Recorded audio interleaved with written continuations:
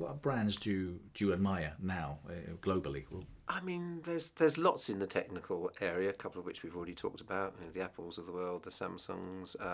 I think aviation brands have become much stronger than they were. Probably driven a lot by what Virgin Atlantic did with brands. So, I mean, you've obviously got Virgin Atlantic, you've got Cathay Pacific, you've got the emerging brands in the Middle East, Emirates, and so on. So they are shaking up aviation. I think British Airways has gone through many changes to become what it is. So there are some big brands out there. I think the what the supermarket chains do is absolutely remarkable when you look at the whole logistics and the way they drive those businesses. And of course the car brands are pretty legendary as well, aren't they? And it's fascinating when you look at the the big three German brands about how they all make pretty much identical cars, and yet they've got hugely loyal segments. If you're a Merc man, you're a Merc man, or an Audi man, and it's extraordinary because I mean essentially the cars are all the same, aren't they?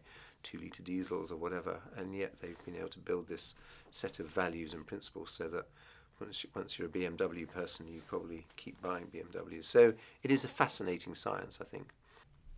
I can't even imagine as a CEO, as a general manager, as an MD, running an airline. Just explain to me kind of the daily process of staff, airports, planes. Tell me kind of a day-to-day. Well, it is a very complex business, but I guess a lot of businesses are very complex, aren't they? I mean, making cars is pretty complex, but I think at one level it's pretty simple. You are creating a proposition, you are creating a promise that you're going out to the market with, you're advertising your brand, you're making sure it's distributed through whatever the selling channels are. If it was a car company, it would be dealerships.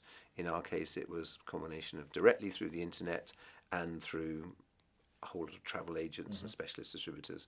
And so you're making that promise about where you fly, how you're going to look after people, and how much you're going to charge them. So that's the selling and marketing and brand side of the business. So it makes a promise.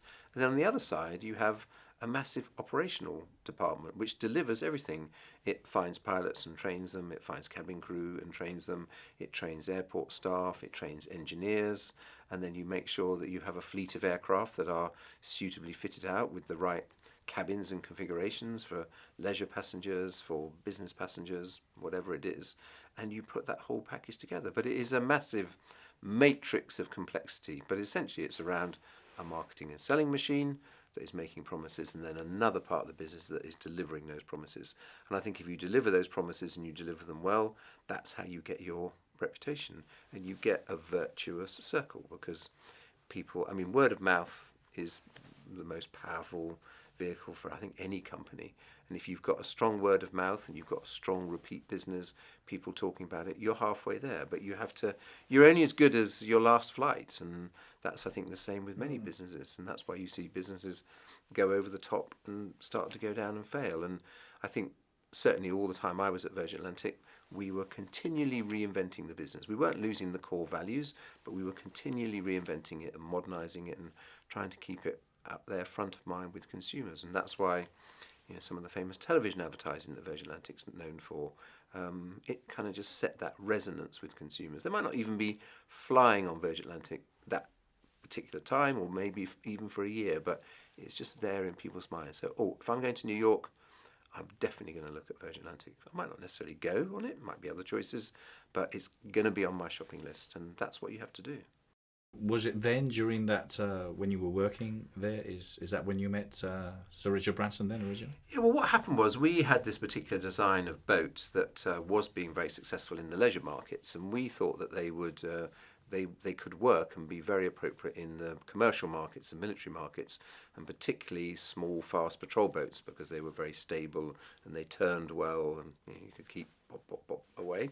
And so we thought, well, we had to try and introduce this hull form, this design, into the commercial and military markets. And one of the owners of the company was, again, quite a flamboyant character, and he said, why don't we build a boat and we'll go and break the famous old liner record from the US, from New York to Land's End, or to the Scilly Isles, which was the famous blue ribbon, which countries had all through the 20s and 30s and even into the 40s had competed who had the fastest way of getting across the Atlantic. Obviously before jet aircraft, it was liners, and countries competed. The French competed against the British, against the Americans, against the Germans, against the Italians, and it was a very, very famous record before aircraft came along. And actually the record was last broken in, I think, 1953 by the Americans. They built this beautiful ship, still around actually, the SS United States, and it was all built very light and specially built to break the Blue Ribbon record. And she came across the Atlantic in the early 50s at nearly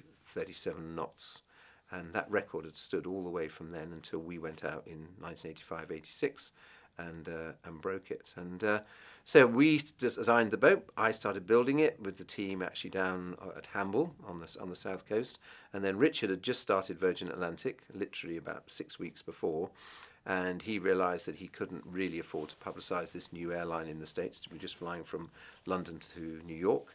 It was fearfully expensive to advertise on US television even in those days, and he thought, well, why don't I sponsor this project, sponsor this craft, and see if I can get some publicity from that. So the boat was named Virgin Atlantic Challenger, and we set off after much humming and hawing in 1985, got within 130 miles of the Scilly Isles and then sank.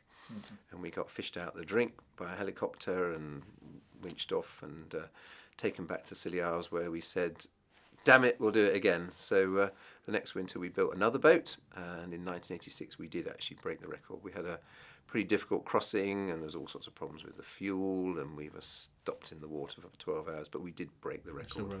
And I think that pretty much put Richard on the map as a household name. I mean, he was well known in the music industry before that, but I mean, we literally, every weather forecast, they had a little picture of the boat going, well, here they are now, and here they are now, they're still going. And there was huge publicity over it. And of course, he then went on to do all his ballooning exploits and so on, and began to become who he is today.